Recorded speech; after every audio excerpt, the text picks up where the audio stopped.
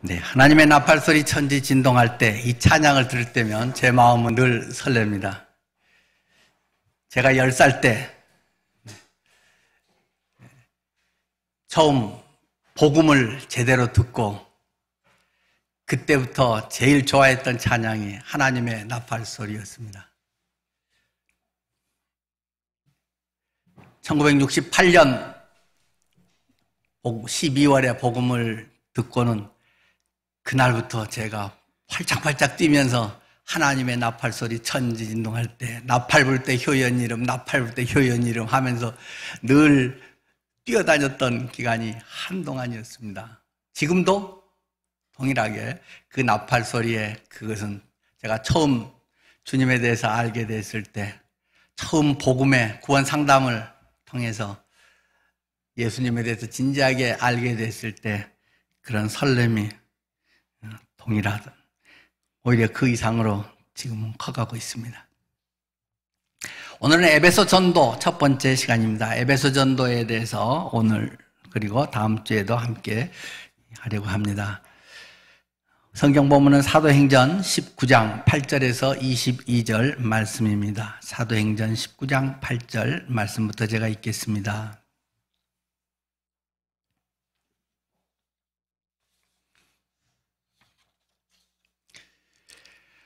바울이 회당에 들어가 석 달 동안 담대히 하나님 말씀에 나라에 관하여 강론하며 권면하되 어떤 사람들은 마음이 굳어 순종하지 않고 무리 앞에서 이 도를 비방하거늘 바울이 그들을 떠나 제자들을 따로 세우고 두란노 서원에서 날마다 강론하니라. 2해 동안 이같이 하니 아시아에 사는 자는 유대인이나 헬라인이나 다 주의 말씀을 듣더라. 하나님이 바울의 손으로 놀라운 능력을 행하게 하시니 심지어 사람들이 바울의 몸에서 손수건이나 앞치마를 가져다가 병든 사람에게 얹으면 그 병이 떠나고 악귀도 나가더라.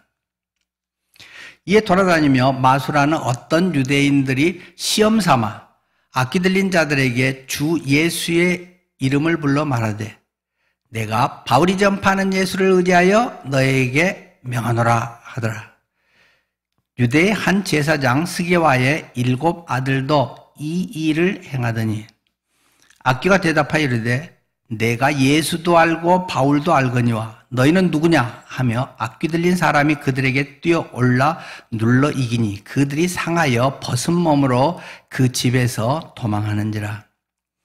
에베소에 사는 유대인과 헬라인들이 다 이 일을 알고 두려워하며 주 예수의 이름을 높이고 믿는 사람들이 많이 와서 자복하여 행한 일을 알리며 또 마술을 행하던 많은 사람이 그 책을 모아가지고 와서 모든 사람 앞에서 불사르니 그 책값을 계산한 즉 은 5만이나 되더라. 이와 같이 주의 말씀이 힘이 있어 흥왕하여 세력을 얻으니라. 이 일이 있은 후에 바울이 마게도냐와 아가야를 거쳐 예루살렘에 가기로 작정하여 이르되 내가 거기 갔다가 후에 로마도 보아야 하리라 하고 자기를 돕는 사람 중에 디모데와 에라스도 2 사람을 마게도냐로 보내고 자기는 아시아에 얼마 동안 더 있으니라. 아멘. 우린 지난 시간에 사도 바울이 에베소에서 와서 전했던 메시지의 앞부분의 내용을 들었습니다. 너희가 무슨 침례를 받았느냐 하고 이야기를 했습니다. 앞에서 아볼로와의 또 그 이야기가 있었고 우리는 침례자 요한의 침례, 회개 침례를 받았습니다. 회개의 침례는 아는데 성령의 침례에 대해서는 알지 못하더라는 것입니다. 그래서 바울이 그것에 대해서 쭉 이야기하죠. 우리의 많은 크리스찬의 신앙생활 가운데도 그 가운데 진리는 있는데 복음이 있고 또 그것에 대해서 이야기도 많이 하는데 진정 영적인 능력은 없는 경우가 허다하다는 사실입니다. 어디서요? 교회 안에서. 누구에게요? 교회 성도들, 중직들 안에서도. 진리에 대해서는 확실하게 아주 정통 보수의 복음을 가지고 있고 구원에 대해서 잘 알고 십자가와 부활에 대해서도 잘 알고는 있는데 정작 성령의 능력에 대해서는 별로 알지 못한다. 좀 더 정확하게 말하면 경험하지 못하고 산다라는 것입니다. 여러분은 성령의 능력을 경험하며 사십니까? 성령의 능력에 대해서 아는 사람은 많이 있습니다. 성경에 있는 내용들을 읽으면 알고 어디 뭐 간증도 많이 듣고. 진짜 중요한 것은 그러면 당신이 그렇게 살고 있습니까? 그것을 경험하고 있습니까? 그렇지 않다면 아직 그 성경은 내 성경이라고 할 수가 없습니다. 하나님께서 하신 말씀이 오늘 우리들 속에 나에게 말씀하시는 것이라고 말할 수 없습니다. 물론 시대에 따라서 하나님의 강조점 이런 부분들은 그 강약의 차이는 있습니다. 특히 초대교회 같은 때는 하나님의 살아계심, 하나님의 예수 그리스도를 통한 십자가와 부활의 사건들을 어떻게 입증을 하겠습니까? 차분히 앉아서 공부를 천천히 할 수 있는 기회는 별로 없기 때문에 그들에게 뭔가 그것을 확증시켜주기 위해서 초대교회의 성령의 역사가 강력하게 많이 곳곳에서 다양하게 일어난 것이 사실입니다. 그렇지만 그것은 오늘날에도 성령은 우리들 속에서 방법은 좀 차이가 있을지 모르지만 성령의 살아계심을 나타내 주시는 것이고 우리는 그것을 경험하며 살아갈 때에 진정 그리스도인다운 능력의 삶을 산다는 것입니다. 흔히 아주 언짢으면서도 또 부인할 수 없는 그리스도인은 어디 물에 던지면 입만 동동 뜬다. 흔히 그런 얘기를 합니다. 말은 잘하는데 별로 행하지는 않는다. 참 모욕적인 이야기이죠. 근데 또 한편으로는 인정하지 않을 수 없는 사실이기도 하잖아요. 말은 잘하고 설명은 잘하고 하나님이 어떻게 합니다 하고 남들에게 말은 잘하는데 정작 자신의 문제로 닥쳐오면 영 상관없이 옛날 습관대로 세상적인 방식으로 몸에 밴 대로 그렇게 사는 사람들이 허다하다는 것입니다. 가물에 콩나듯이가 아니라 대부분이 그렇게 산다는 것입니다. 이유는 무엇일까? 아볼로의 이야기에서처럼 2% 부족한 그거 무엇? 성령에 대한 체험, 성령의 역사입니다. 체험이라고 말하니까 자칫하면 조금 오해될 여지가 있습니다. 그러나 그것은 또 점차 설명해 나가도록 하죠. 이 성령의 역사에 대한 부분은 오늘 저는 본문을 통해서 두 가지를 말씀드리고 싶은데요. 첫째는 성경 말씀과 성령님 능력의 조화를 이루라 하는 것입니다. 말씀 그리고 성령의 능력 이것이 조화가 되어야 된다는 것입니다. 특히 우리나라에는 이 두 가지가 아주 대비되는 그런 극단적인 현상들이 많이 있습니다. 어떤 사람들은 말씀파입니다. 말씀하고 말씀 연구가 말씀이 중요하고 말씀이 기초고 모든 것은 말씀이고 이렇게 강조하는 분들이 많습니다. 그건 정말로 맞습니다. 전적으로 저는 지지합니다. 그러나 성령에 대한 부분들이 말씀이 말씀되게 하고 말씀이 능력으로 나타나고 그것이 살아있는 생명의 말씀이 되게 하는 것은 성령의 조명하심, 성령의 능력이 있어야 하는 것인데 그것은 없는 단지 지식화, 신학화, 체계화된 성경의 지식을 축적하고 그것이 자기가 하나님을 알고 성경을 아는 것이라고 착각하게 한다는 것입니다. 이런 분들은 되게 좀 모범적으로 착하게 살지만 별로 능력은 없습니다. 정직하게 자기 속에 기쁨이 별로 없습니다. 습관적으로 성실하게 이렇게 해야 되니까 당연히 그렇게 하지만 막 좋아서 즐거워서 하고 싶어서 이렇게 하지 못하는 경우가 많다는 것입니다. 또 하나는 성령파입니다. 성령은 불러 하면서 맨날 불러. 저는 여러 군데 기도원도 많이 다녔고 여러 군데를 다 다녔기 때문에 그런 데 가면 그런 거 전 잘합니다. 불로 역사하소서. 막 해서 불 받으라. 우와 깜짝 놀래는 막 사람들이 생기고 막 부흥하고 난리가 나고 거기다 북을 막 치면은 거기에 또 묘한 것이 막 하잖아요. 그런 데서 어떤 불파, 막 성령파 이런 것이 우리들 속에 꽉 잡아서 그런 사람들은 그냥 웬만한 건 밋밋해서 재미가 없습니다. 성경을 읽고 막 외우고 공부하고 에이그 그거 많이 한다고 뭐 능력이 나타나나 막 기도하고 막 쥐야 막 이렇게 열심히 하고 그래야 뭐 능력이 나타나서 뭐 되는 거지. 그러니까 차분하게 하나님의 본 말씀과 이런 진리에 대한 것을 별로 간직하지 못하고 매일 거기에 따라다닙니다. 그러니까 막 맨날 부흥회는 쫓아다니고 하는데 생활은 변화가 안 됩니다. 집안에 설거지도 잘 안 하고 밤낮 그거 하고 쫓아다니는 엉망대에서 부부싸움하는 사람들이 많습니다.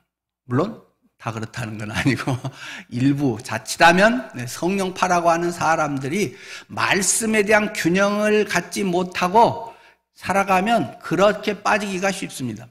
그런데 그런 사람들은 자칫 잘못될 가능성이 훨씬 많습니다. 왜요? 능력이 있기 때문에 이게 진짜라고 생각한다는 것입니다. 귀신도 능력은 얼마든지 나타낼 수 있기 때문에 이것이 성령의 역사인지 귀신의 역사인지 말씀의 든든한 반석 위에 서 있지 않으면 아주 헷갈립니다. 그것이 똑 부러지게 두부못 자르듯이 분별되지 않는 경우가 많습니다. 신앙이 그렇게 좋게 말씀을 하다가 무슨 기적 같은 일이 일어나면 홀라당 넘어간 사람들을 저는 주변에서 많이 보았습니다. 말씀파와 불파, 뭐 성령파. 그러나 이건 둘 다 매우 소중한 것입니다. 둘 다 성경이 이야기하고 있는 것이고 이것은 둘 다 잘 조화를 이루어서 균형이 있는 신앙이 돼야 됩니다. 우리 교회는 어떤 파일까요? 좀 말씀파지요. 말씀 중심의 이런 것에서 공부하고 연구하고 이성적이고 논리적이고 그런데 냉랭합니다. 생각은 있고 마음은 있고 의지는 있는데 몸을 던지기는 상당히 어렵습니다. 그건 가슴이 움직여야 됩니다. 우리의 사랑은 이성으로라기보다는 가슴으로 움직여지지 않습니까? 큰 실수 없고 차근차근 체계적으로 잘 이렇게 되는 편이지만 또 그렇다고 뭐 큰 특별한 일이 또 일어나지도 않습니다. 뭐가 뒤집어지지도 않습니다. 이것은 뭐 대부분의 한국교회의 현상입니다. 그런데 이 둘의 조화는 굉장히 중요합니다. 그러나 우선순위를 따진다면 말씀에 의한 것이 분명히 먼저 되고 기초고 기반이 돼야 되고 거기에 성령의 불같은 역사가 임해야 된다는 것입니다. 뭐 비유가 정확하다고 할 수는 없겠지만 뭐 이렇게 볼 수도 있겠죠. 이 말씀은 이 생고기와 같습니다. 소고기, 생고기를 꽃등심으로 준비를 했습니다. 그것은 영양가도 좋고 뭐가 잘 할 수 있는데 그러나 생고기를 잘라서 먹으면 맛있을까요? 차라리 육회 우둔살보다 못합니다.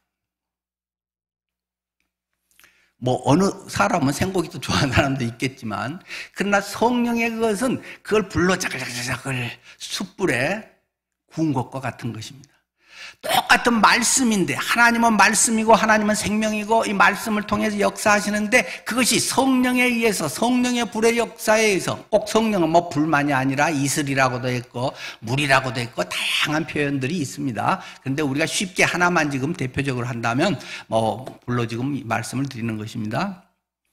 그래서 이 맛있는 꽃등심을 사다 놨는데 그것을 참나무 숯으로 딱 구우면 기름이 똑똑 떨어지면서 육즙이 착 그 속에 갇히면서 맛있는 냄새가 우리의 코를 자극합니다.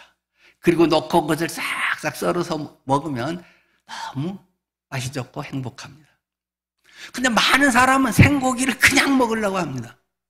말씀에 대해서 그건 맞고 진리고 감사고 역사하고 너무 잘하는데 재미가 없다는 것입니다.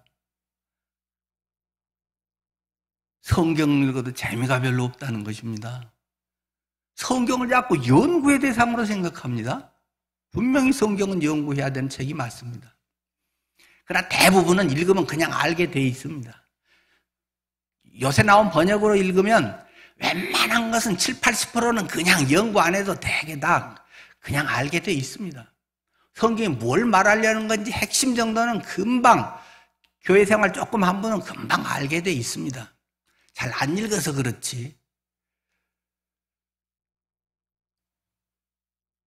맛있는 생고기만 있어서도 안 되고 불만 있어도 고기가 없으면 그거 뭐 하겠습니까? 자치다 하면 불장난하고 교회 또는 뭐 집이나 불질러 버리고 큰 재해가 될 수도 있죠. 이 둘이 사도 바울은 아주 균형 있게 제대로 돼서 이 복음 선교를 잘했다는 것입니다. 자, 성경을 보죠. 읽었던 8절 말씀부터입니다. 바울이 회당에 들어가서 석 달 동안 담대히 하나님 나라에 대해서 강론을 하면서 유대인들에게 권면을 했다는 것입니다. 바울이 담대하게 유대인들에게 하나님 나라에 대해서 얘기했습니다. 물론 당연히 그리스도의 십자가와 부활에 대해서 당연히 이야기를 하죠. 구약의 대가인 바울이 구약 성경을 인용하면서 신약은 이때 기록된 게 없기 때문에 신약은 만들어지지 않았기 때문에 전부 구약이었죠. 그 내용에서 바리새인 가말리엘 그 최고의 스승의 인류대 출신인 이 바울이 그들의 이 토라 이 구약 성경에 달통한 이 유대인들에게 쫙 전하는데 뭔가 듣는 것 같은데 벽에서 튕겨 나오는 것 같다는 것입니다. 뭔가 예배 들어오고 하는데 냉랭한 뭔가 튕겨져 나오고 인내로 버티고 있고 또는 에이 재미없어 나한테 한 말이야 왜 나를 치는 거야 왜 맨날 저렇게 표현해 하는 게 눈에 뻔히 보인다는 것입니다.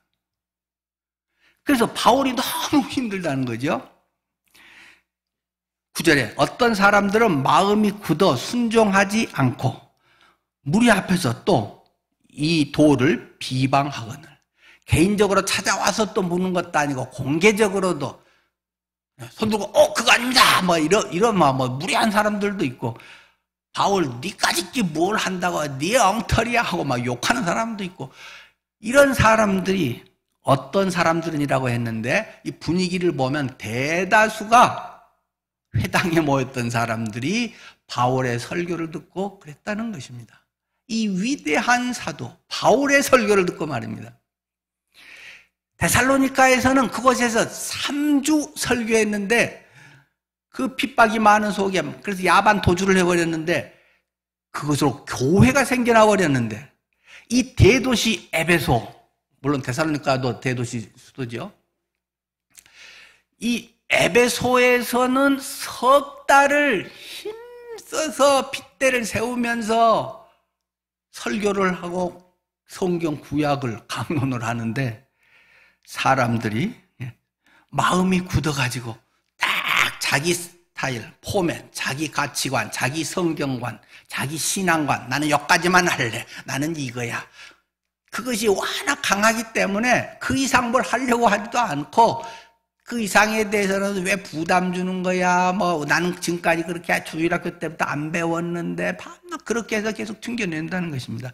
도저히 바울이 못 해먹겠다. 바울 같은 불사조가 니들한테는 백날 해도 맨날 그게 그거겠다. 그만할래. 석 달 하다가 접었다는 것입니다. 그럼 바울 같은 사도가 안 하고 뭐 하겠습니까? 방법을 바꿔서 복음을 전한 것이죠. 그런데 그 중에도 주님의 말씀을 솔직하게 듣고 따르려고 하는 진실하고 순수한 사람들이, 믿음의 사람들이 있더라는 것입니다. 그래서 그 사람들을 중심으로 제자를 삼아서 그 사람들을 가르치는 집중 제자 훈련을 하게 됐다. 어디서요? 두란노 서원이라고 하는 데서요. 두란노는 그 철학자라고 합니다. 철학자, 뭐 수사학자.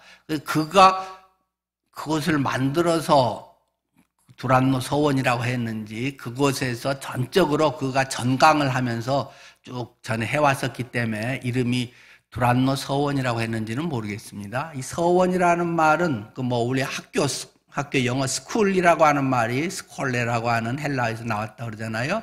이 두란노 스콜레, 이 두란노 뭐 학교로 번역하면 될 텐데 옛날 우리나라는 뭐 도산서원, 병산서원 이렇게 그 어느 스승이 쭉 가르치는 그런 학당 같은 데를 서원이라고 해서 두란노 서원이라고 이렇게 번역이 되죠. 두란노 서원이라고 하는 데서 이제는 암한테나 대포 쏘듯이 이렇게 말고 집중 제자 훈련을 해야겠다 해서 그곳에서 2년간이나 사도 바울이 2년간이나 집중 제자 훈련을 했다는 것입니다. 어떤 사람들이 거기에 들어갔을까요? 따로 세워서 구별된 사람들이 들어갔습니다. 대충 믿고 나도 믿고 싶고 나도 한번 해볼까 이런 사람들은 금방 조금 하다가 낙오가 되는 것입니다. 나는 저것이 한번 내 생명을 걸어볼래. 저것이 내 인생에 가장 가치 있는 것이야. 지금까지 바둥바둥 힘써서 이렇게 살았지만 이게 인생은 아닌 것 같아. 그러면서 예수를 만난 사람들, 진정으로 그럼 어떻게 살지? 인생은 뭐지? 뭘 해야 내가 정말 가장 나다운 삶이지? 나를 구원하신 하나님의 의도는 무엇이지? 하는 것에 고민하면서 구별된 거룩하게 하나님의 뜻을 전적으로 따르고자 하는 사람들을 모았습니다. 그래서 그들의 아마 공동체 생활을 하게 됐던 것 같습니다.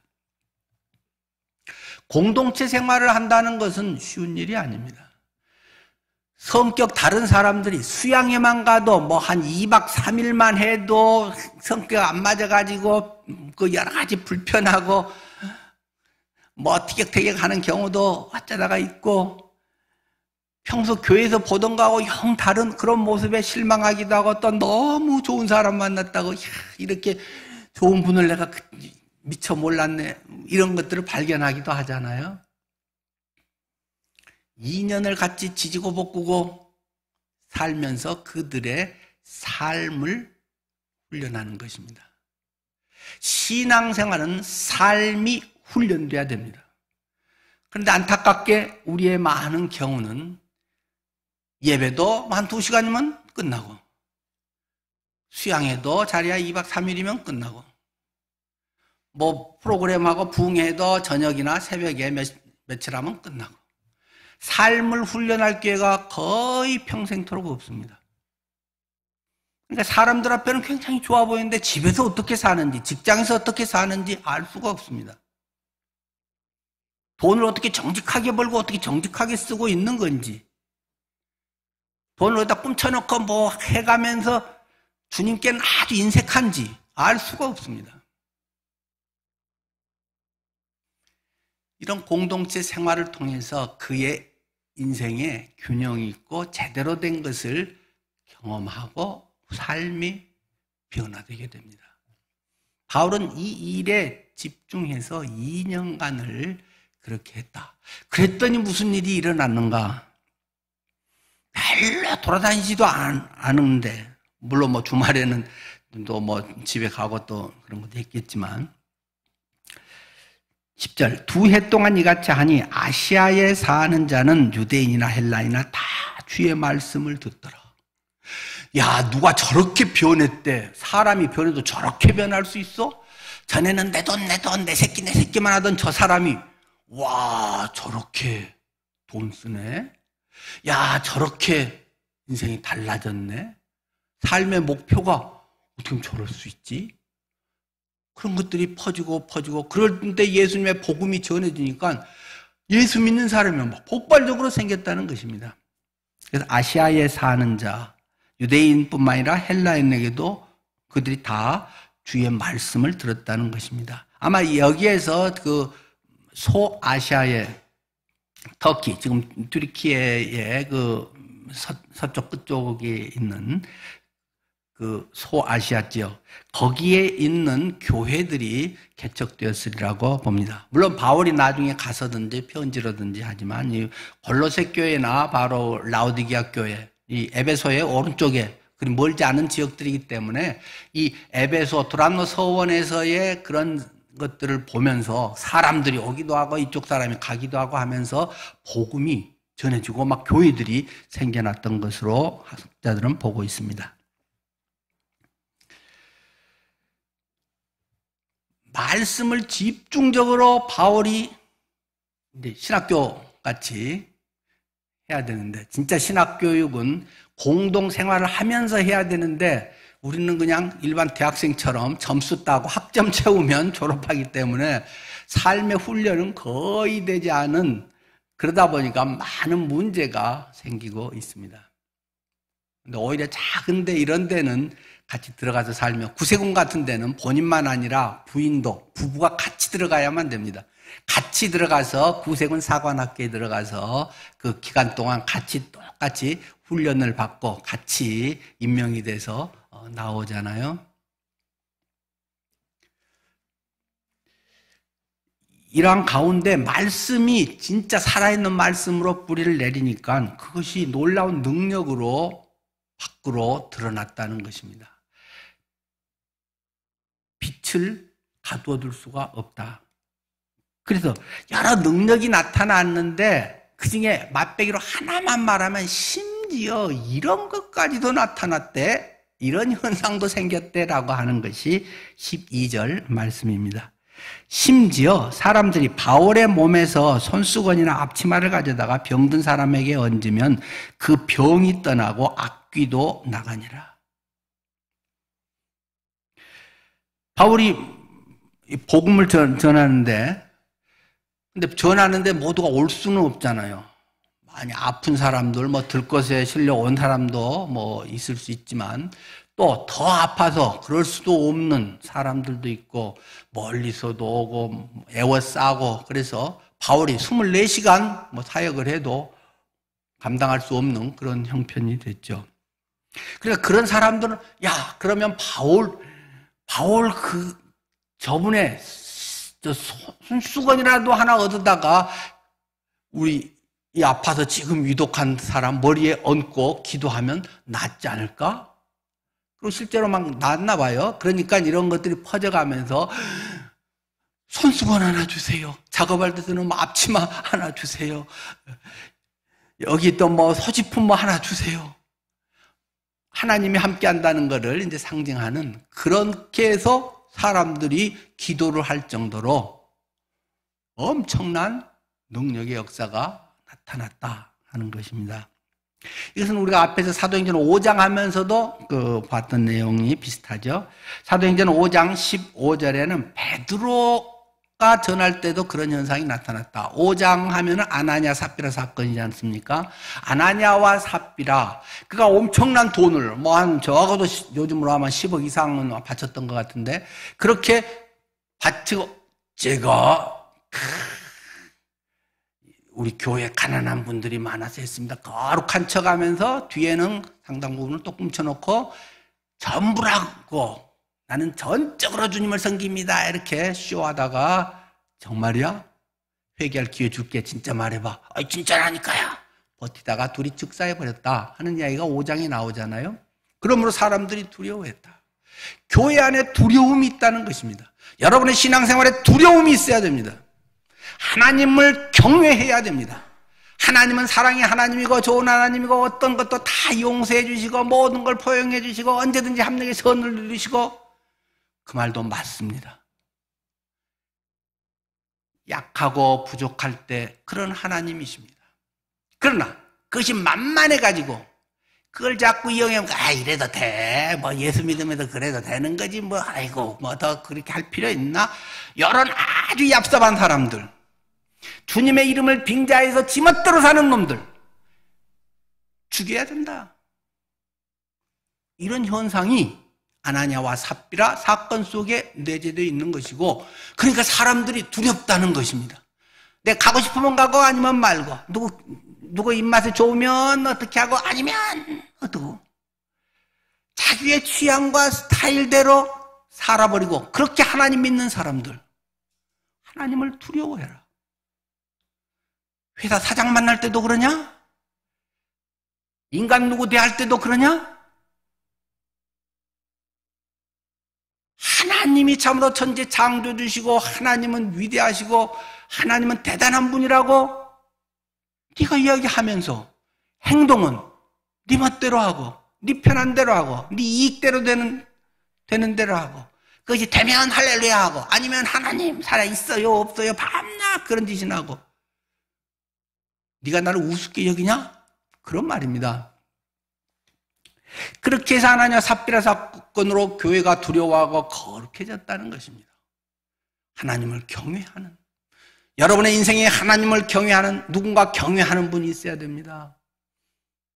그분 앞에 서면 죄가 드러날까 두려워하고, 그것이 겁나고 지옥 갈까가 아니라, 성자 앞에 서면 야, 참 내 인생 부끄럽다, 내가 어떻게 이렇게 살았을까 하는 그런 마음이 들듯이, 하나님 앞에 예배할 때 내 마음이 퍼져버리고, 함부로 오늘 교회 갈까 말까 하는데 그냥 와줬어, 혹시 이런 마음이 된 사람들 있습니까?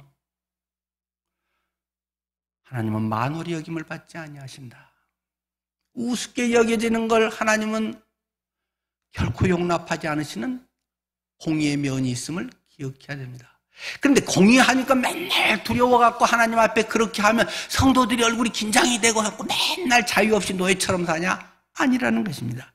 그럴 때 교회의 기적의 역사가 일어난다는 것입니다. 하나님의 능력이 그 속에 제대로 꽃을 핀다는 것입니다. 얼마나 그게 일어나는지 베드로를 통해서 보여주는 것이 사도행전 5장 15절에 심지어, 거기도 심지어라고 썼어요.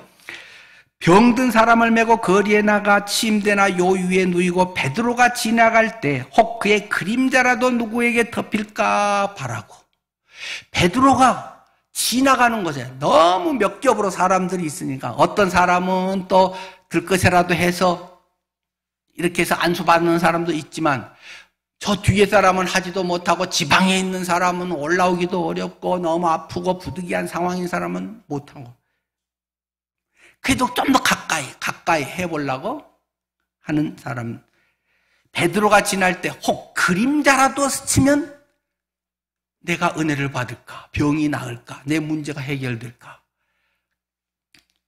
그렇게 해서 몰려들었다는 것입니다. 그만큼 능력이 얼마나 나타나는지, 베드로를 보기만 해도 막 나와버릴 정도로, 그림자만 스쳐도 났어, 팔짝팔짝 환자가 뛰어서 달려갈 정도의 이런 현상이 일어났다. 교회가 하나님을 두려워하며 하나님이 하나님다우심을 온전히 회복할 때 이런 능력의 현상들이 일어났다는 것입니다. 여러분들이 능력을 구하십니까? 하나님, 내 인생에 하나님의 능력의 역사가 임하게 하시옵소서. 거룩하십시오. 하나님의 말씀과 기도로 거룩하여지느니라. 하나님의 말씀을 두려워하고 기도의 삶이 여러분의 가운데 있을 때 하나님의 능력은 나타나는 것입니다. 능력만을 구하면 아까 앞에서 말한 것처럼 성령파해서 잘못하면 더 이상한 사람으로 타락해버릴 가능성이 있습니다.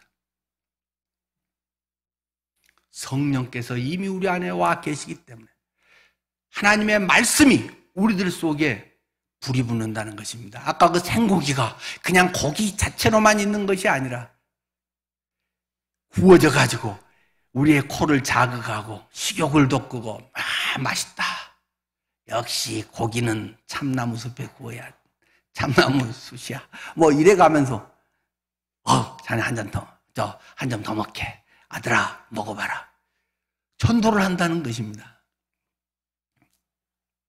물론 여기에서 뭐 그림자가 지나가고 바울의 손수건을 하고 좋다 그런 말 하는 건 아닙니다. 또 여러분이 그걸 추구하십시오, 능력 있으면 여러분은 신적 추앙을 받고 다른 사람들이 여러분 밑에서 받들어줄 것입니다, 그런 말 하는 건 절대 아닙니다. 기대하지도 않고 바라지도 않고 뭐 또 이게 뭐 바람직하다는 것도 아니지만, 그런 현상이 일어난 그것이 사실이다, 그런 일들도 일어나더라 하는 것을 말하는 것입니다. 그러나 그것을 목적으로 하고 이 손수건은 능력이 나타날 것입니다. 자, 경매 10만 원, 100만 원 이런 식으로 주님을 위해서 얼마 하겠습니까? 막 이런 경쟁 붙이지 말고 능력의 종 불의 사자가 주님의 종을 섬기면 이런 은혜를 받습니다. 그런 짓거리 하지 말고 하나님 안에서 거룩하게 바로 살면 그런 역사가 일어날 수도 있다. 근데 그것도 사람 나름과 또 여러 가지 영적 분위기 나름도 있어요. 아까 바울은 똑같이 했는데 아까 에베소 회당에서는 석 달에 그렇게 혼신의 설교를 해도 사람들이 튕겨내기만 하더라. 그러니까 돌짝 같은 마음의 사람도 있고 옥토 같은 사람도 있고 뭐 그건 잘 모르니까 일단 전해봐야 그건 드러나는 것이죠. 여러분의 신앙생활에 성령의 그런 역사가 있기를 바랍니다. 근데 어떻게 역사가 있습니까? 그걸 안 바른 사람이 있습니까? 기도해야 됩니다. 우선 기도 없이는 성령의 역사가 임하지 않습니다.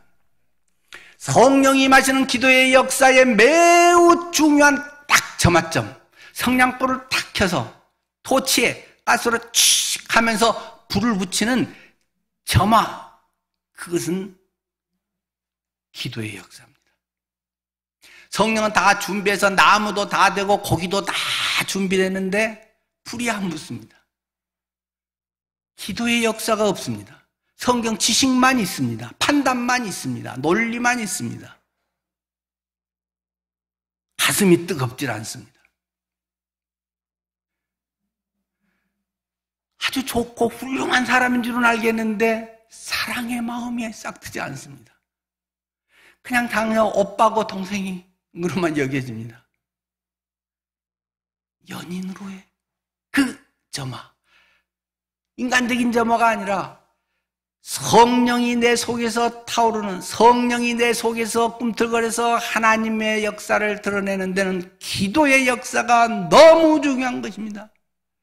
세계 부흥의 역사 중에 기도 없이 부흥이 일어났던 적은 단 한 번도 없다. 세계 교회사의 학자들의 주장.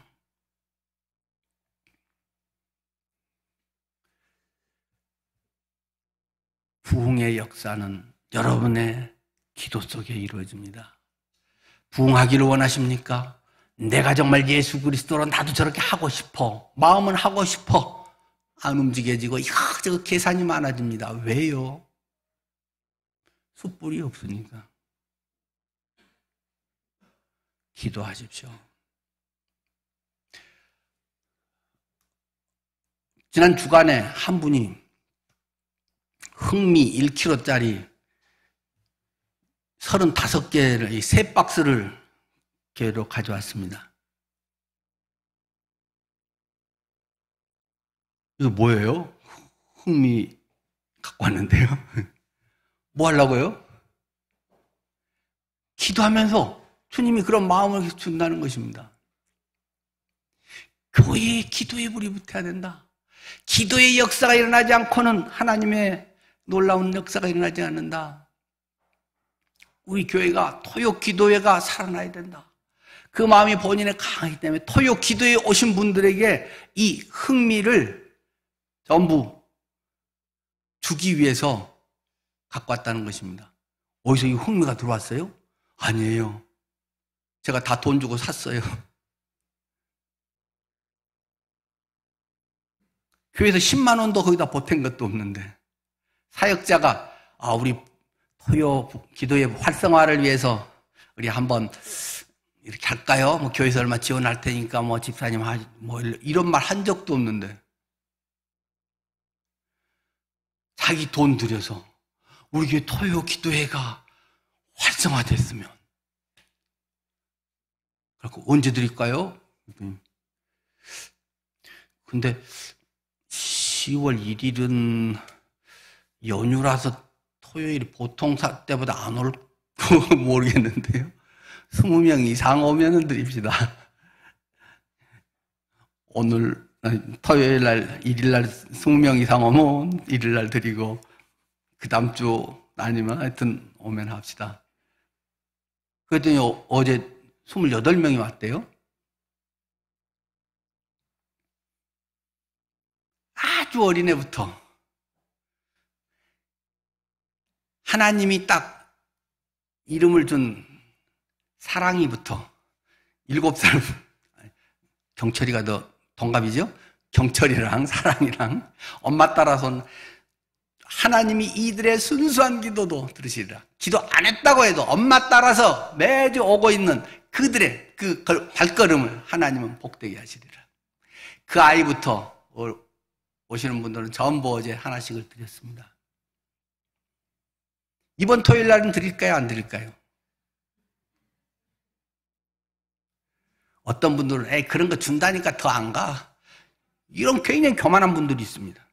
내가 교회 그런 거 받으러 가냐? 에이 나는 그런 거 주면 더 안 가. 뭐 그냥 받으러 다니는 사람한테 아주 교만합니다. 틀린 말은 아니지만 그 마음속에 누군가는 그 성도들이 함께 기도하고 우리 교회가 이렇게 돼야하는 간절한 마음으로 이렇게 하는 분도 있는데 뭐 그까짓 거 하나 받아봐야 뭐 이런 사람도 있습니다. 이번 주 토요일 날 안 드립니다. 앞으로 안 드립니다.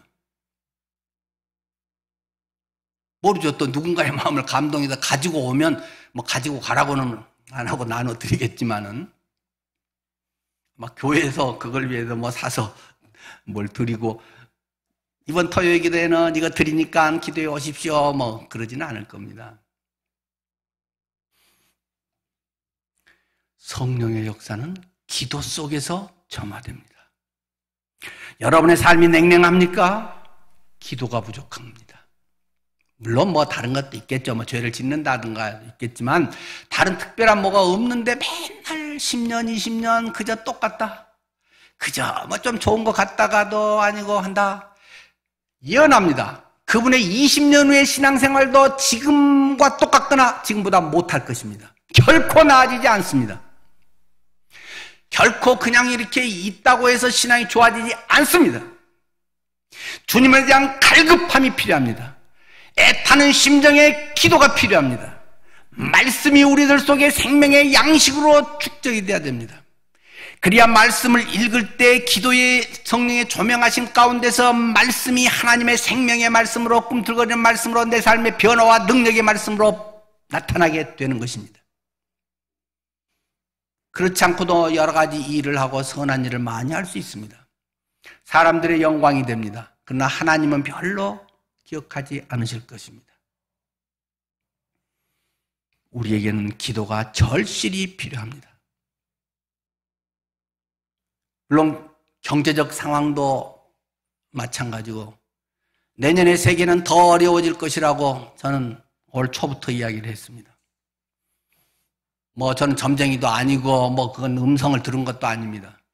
그냥 인터넷만 봐도 거의 짐작할 수 있는 내용들입니다. 틀렸으면 좋겠습니다. 그러나 틀릴 가능성이 거의 없어집니다. 올해보다 더 어려워지고 어려워진 사람은 더 급속도로 힘겹게 지내야 될 것입니다. 경제적인 것은 그렇다고 치더라도 영적인 것은 어떻습니까? 여러분의 영성은 코로나로 인해서 오히려 더 개인 시간을 낼 수 있고 주님께 집중할 수 있고 집에서 재택근무를 할 수 있어서 시간이 남아서 말씀을 집중합니까? 주님에 대한 복음의 열망이 더 타오릅니까? 아니면 퍼져가고 있습니까? 시간이 많다고 주님 잘 섬기는 거 아닙니다. 환경이 좋아진다고 잘 섬기는 거 아닙니다. 어쩌면 고난이 더 좋은 스승일지 모릅니다. 여러분 속에 지금 어려움이 있습니까? 고통과 힘겨운 것이 있습니까? 하나님이 나를 일깨우고 하나님께 집중할 수 있는, 그렇지 않으면 매달리기 어려운 이 시대 속에서 하나님의 놀라운 은혜와 능력을 경험할 수 있는 절호의 기회로 나를 이끌어가고 계신다고 믿음으로 볼 수 있기를 바랍니다. 말씀과 성령의 역사, 기도 속에 이 둘은 결코 별개가 아닙니다. 그것은 하나입니다. 말씀은 본래 살아있는 것인데 말씀은 살아있고 활력이 있어서 좌우의 날선 어떤 칼보다도 예리하다고 했는데 몽둥이만도 못합니다. 칼이 뭐 음식을 자르고 뭐가 되는 게 아니라 말씀을 읽어도 아무런 변화와 감동이 없고 거기서 맛있는 요리가 나오지도 않고 죄가 끊어지지도 않고 말씀이 죽어버린 그냥 책은담이나 어디 뭐 명언집 하나 읽은 것만도 못한 의무감에 있는 크리스찬들이 수두룩합니다. 두 번째, 하나님의 능력은 주 예수님을 높이고 삶을 변화하게 하는 데 있다는 것입니다. 하나님의 능력은 야 대단하다, 나도 이렇게 할 수 있어, 내가 안수만 하면 암덩어리는 금방 떨어져 버려, 뭐 이런 어떤 대단한 능력에서 와 존경받으라고 있는 게 아니라는 것입니다. 주 예수님을 높이는 것이다. 그리고 삶을 변화하게 하도록 하나님은 능력을, 기적을 베풀어 주는 것이다.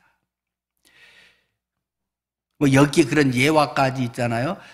바울이 그렇게 하는 걸 보고 사람들은 완전 핫 이슈가 됐다는 것입니다. 사람들의 매일 인터넷 채팅 검색 1위가 됐다는 것입니다. 바울이 무슨 뭘 또 일으켰대, 뭘 했대 하니까 사람들이 신용을 냈다는 것입니다. 이 에베소는 주술과 마법의 도시입니다.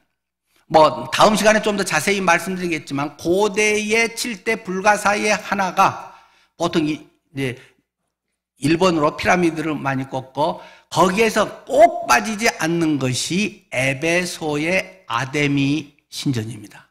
에베소의 아르테미스 신전, 달의 여신은 아르테미스 신전의 그것이 얼마나 어마어마했는지 지금은 터밖에 없습니다만은 3차례에 걸쳐서 이것이 또 다시 지어지고 알렉산더가 뭐 했다고, 실제 착공은 알렉산더 죽은 다음에 했지만은 그 어마어마한 것이 어떻게 저렇게 대단한 것을 만들었나. 도저히 기중기도지금 같은 것이 없고 뭐 과학적인 뭐도 없고 이 어마어마한 것을 어떻게 했나. 사람들이 도저히 이해가 안 된다. 그래서 세계 7대 불가사의 고대에 그것으로 인터넷 찾으면 언제든지 나오는 내용입니다. 그렇기 때문에 마술과 주술, 우상 숭배가 아주 심한 것이라는 말입니다. 그러니까 이런 사람들이 수두룩한데 그 유대의 한 제사장, 스게와라고 하는 제사장인데 그 아들이 7이나 되는데 걔도 이런 신용 내면서 산다는 것입니다. 나도 타로 좀 보러 갈래, 나도 뭐 친구 따라서 전 본데 한번 가보지 뭐 재밌게 호기심 어쩌고 저쩌고 하듯이 그러다가 아주 뭐 여러 가지가 짬뽕이 돼가지고 이 혼합주의 사상이 짬뽕이 돼서 이 스게와라고 하는 사람도 바울처럼 기도를 해서 병을 고치겠다는 것입니다. 사도 바울이 나서 예수 그리스도 이름으로 명하노니 질병은 치료될지어다. 하나님의 능력과 권세로 회복될지어다. 주의 성령의 역사 가운데 온전해질지어다. 벌떡벌떡 일어나 버렸다는 것입니다. 그러니까 어떻게 하면 되지? 끝에 말에 예수 그리스도 이름으로 일어나 걸어라 뭐 이렇게 하는 거구나. 공식을 만들었다는 것입니다. 나사렛을 넣으면 더 효과가 있냐 없냐? 나사렛을 몇 번 넣었냐? 나사렛 예수 그리스도 이름으로 명하노니 해야 되냐? 예수 그리스도 이름으로만 하면 좀 약발이 떨어지냐? 뭐 이런 식으로 사람들이 접근을 해가지고 내가 바울이 전파하는 예수를 의지해서 너에게 명한다 하면서 이 스게와 그 제사장의 아들들이 사람들에게 막 고친다고 난리를 찍으면서 귀신 쫓아낸다고 했다는 것입니다. 그랬더니 귀신이 이야기를 했다는 것이죠. 다 기록이 돼 있잖아요. 내가 예수도 알고 바울도 알고냐? 네 누구야? 너 뭐야? 너 뭐 하는 놈이야? 난 예수도 알고 바울도 알아. 근데 네가 뭐 바울이 외쳐서 쫓아보내는 뭐 그 능력으로 어쩌고 장난치냐? 그러고는 그 귀신 들린 사람이 엄청 힘세요. 저 대만 가서 뭐 목사님 11시에서 귀신 쫓아내고 뭐 그런 적들이 있는데 할머니도 엄청 힘이 세요. 막 귀신 들려서 하면. 그래갖고 눈이 해까닥 귀신이 뒤집어져 가지고 이 스게와 아들들을 막 때리고 옷을 벗기고, 그러니까 이제 그 당시 옷은 이제 좀 벗기 이렇게 뭐 감싼 거 입고 그러니까 좀 쉽잖아요. 옷이 찢어지고 벗겨지고 그래갖고 그냥 알몸으로 도망을 쳐버렸다. 성경이 그대로 지금 다 기록돼 있잖아요. 잘난 척하고 신용 내다가 완전히 창피당하고 망해버렸다는 것입니다. 믿음은 흉내낸다고 되지 않습니다. 여러분이 경험되지 않은 신앙, 나의 확신으로 다가오지 않은 성령께서 내게 인치셔서 성령께서 내게 확증해 주셔서 이루어지지 않은 그런 신앙은 뭐 누구 신용을 낸다고 되는 것이 아닙니다. 귀신은 진짜인지 지도 확신하지 못하면서 말만 이렇게 하는지 더 잘한다는 것입니다. 내가 진정으로 예수를 영접해서 하나님의 자녀로서 그런 능력 있는 삶을 살고 있는지, 아니면 말만 그러면서 뭐 예수를 주님을 사랑하는데 어쩌고 해가면서 딴소리 하는지 금방 다 안다는 것입니다.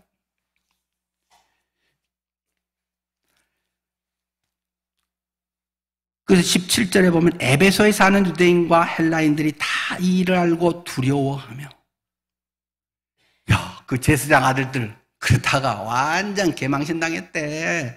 완전 사람들 앞에서 그냥 인기가 팍 올라가서 쫓아냈으면 대박 날 텐데 도망쳐 버렸대. 막 몸에 막 이 손톱 자국 나고 막 피 흘리고 그랬대. 17절에 에베소에 사는 유대인과 헬라인들이 다 이 일을 듣고 두려워하며 주 예수의 이름을 높이고, 하나님의 능력이 나타나는 데는 두려움이 있습니다. 하나님을 경외하는 일이 있습니다. 하나님이 어떤 분인지 이용해 먹지 말아라. 주님의 말씀을 따라 거룩하지 않은 사람, 지식으로 뭐 어떻게 하고 데이터로 어떻게 하고 이런 쇼하는 사람들, 영적 생명력이 없는 사람들은 금방 들통나게 돼 있다. 주 예수의 이름을, 바울의 그걸 보고 높이게 됐다는 것입니다. 그러자 18절에 믿는 사람들이 그 두 가지 반응이 일어났죠. 믿고 있던 사람들이 와서 자복하여 행한 일을 알리며, 제가 이런 못된 짓을 했습니다, 이런 죄를 지었습니다, 잘못했습니다 하는 것을 많은 사람들이 많이 와서 자복했다. 영어 성경에는 openly confessed라고 공개적으로 고백을 했다라고 좀 더 구체적으로 표현이 되어 있죠. 혹시 여러분이 잘못한 경우 있으면 많은 경우는 얼버무리고 얼렁뚱땅 하나님 아시죠? 앞으로는 안 그럴게요. 그러고 넘어갑니다. 그렇기 때문에 대부분은 다시 또 그 일을 반복합니다. 물론 어떤 걸 다 공개적으로 이야기를 한다고 좋은 건 아닙니다. 그 일이 다 공개됨으로 인해서 다른 사람의 또 피해를 준다든지, 다른 사람 가정을 뭐 깨뜨리게 된다든지, 누구하고 어떤 문제에서 곤란하게 한다든지, 그럴 때는 굉장히 지혜롭게 해야 되고 굳이 공개할 필요는 없겠죠. 자, 가장 간단하게 여러분 부부간에 한번 불편한 것이 있다고 해봅시다. 부부간에 불편하고 어쩌다가 탁 성질내고 어떤 고집 부리고 어떻게 조금 내가 잘못한 것들이 있다. 대체로 남자들은 좀 나중에 민망하면 그냥 씩 웃고 가만히 있다가 얼렁뚱땅 넘어가려고 하는 성향이 많잖아요. 여자분도 그런다고요? 네. 그러면 그게 개운하게 정리가 안 되고 오래 갑니다. 그리스도인답게 자복하십시오. 부부간에 못할 말이 뭐가 있겠습니까? 용서를 하지 못할 일이 뭐 있겠습니까? 여보, 네. 잘 알지도 못하면서 내가 아까 성질 낸 거 너무 미안해. 요새 내가 다른 것으로 예민했나 봐. 그럴 일도 아닌데 아이고 잘못했네.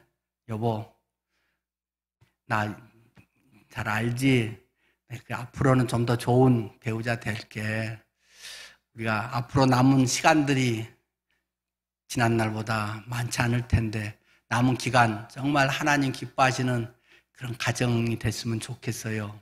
내가 아까 그건 너무 미안해요. 정말 당신한테 용서를 구해요.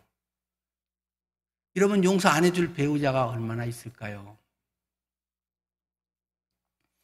근데 얼렁뚱땅 넘어가기 때문에 다 알지 뭐. 아이고 부부가 눈만 보면 알지 하면서 반복합니다. 그거 다 절대 앞으로 그렇게 하면 안 되겠죠.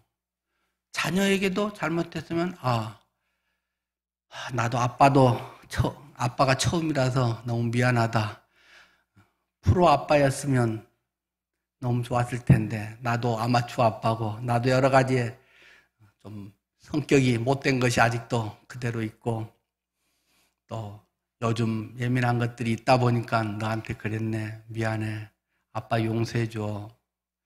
아빠 위해서 기도해 줄래? 그러면서 아이와 같이 껴안고 기도도 하고 용돈도 줄 수 있으면 더 좋고 서로 간에 자복하는 것. 가까운 사람일수록 이야기를 구체적으로 그렇게 할 때 금방 성령의 회복하심, 성령의 가정 속에서 에덴 동산을 만듭니다. 그렇지 않으면 질질 끌고 일주일 가다 보면 또 그게 습관돼서 뭐 그렇지 뭐 맨날 배우자에 대한 기대감도 없고 별로 재미도 없고 뭐 이혼한다는 건 그러니까 그래서 사는 게 낫지 뭐 마음으로는 혼자라고 생각해야지 뭐 이렇게 하는 사람들이 사회에 지금 많아지고 있지 않습니까? 그리스도인들은 그런 것에 대해서 명확하게 특히 잘못한 것에 대해서는 기꺼이 용서를 구하십시오. 그걸 자꾸 따져가지고 뭐 그것이 뭐가 있니 뭐 뭐로 들리니 안 들리니 뭐 그런 거 갖고 지금 이 세계적으로 이 뭐 급박한 소용돌이 속에서도 그거 갖고 밤낮 여당 야당이 싸우고 난리를 부리고 있습니다. 가정의 부모들이 정말 믿음의 아름다운 가정, 다음 세대를 위한 우리 자녀가 하나님의 귀한 믿음의 역사를 통해 하나님의 나라를 이 땅에 펼칠 수 있도록 그런 것을 하는데 맨날 뭐 돈 얘기, 밤낮 뭐 이것저것 기분이 좋네, 나쁘네 그런 얘기만 하고 있다면 하나님의 나라가 언제 어디서 일어날 수 있겠습니까? 믿는 사람들은 회개를 하고 정결하게 되고 불신자들은 신자가 되고 그래서 결론적으로 행동이 변했다는 것입니다. 행동이. 많은 사람은 속으로 하고 흐지부지 됩니다. 19절에 어떻게 행동이 변했어요? 또 마술을 행하던 많은 사람이 그 책을 모아가지고 와서 모든 사람 앞에서 불사르니 그 책값을 계산한 즉 은 5만이나 되더라. 그 뭐 마술한 사람들이 허다하다는 것입니다. 그런데 그 사람들이 이 뭐 비서로 여겨졌던 아주 고가의 비싼 자기들의 계보들만 하면 뭐 비법 옛날 무협지에 보면 뭐 무슨 것 막 하듯이 그 스승에게 물려오는 아주 특별한 뭐 그런 비서들이 엄청 비싸다는 것입니다. 뭐 파피루스라든가 이게 양피지나 이런 데 또 기록되어 있고 그 책도 뭐 이렇게 쉽게 되지 않기 때문에 굉장히 비싼 그런 책들을 다 갖고 와. 나 앞으로 이렇게 안 살래. 내가 과거에 의지했던 거 버릴래. 과거에 나의 자랑거리 버릴래. 갖고 와서 다 불사질렀다라는 말입니다. 그 불사지른 것이 얼마나 돈으로 계산하면 많냐. 은 5만이나 되었다.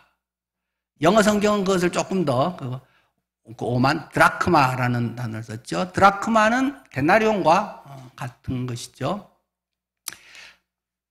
한 사람의 하루 일당에 해당되는 거 우리식으로 하면 우리가 월급쟁이들의 한 달에 한 250이나 300만 원 받는 사람 이라고 생각하면 이 한 드라크마가 한 10만 원 되겠죠. 그래서 5만 10만 원 곱하기 5만 원 얼마인가요? 그 사람들이 이제는 이거 버릴래라고 하는 게 50억 원어치를 불사질르고 결별했다는 것입니다.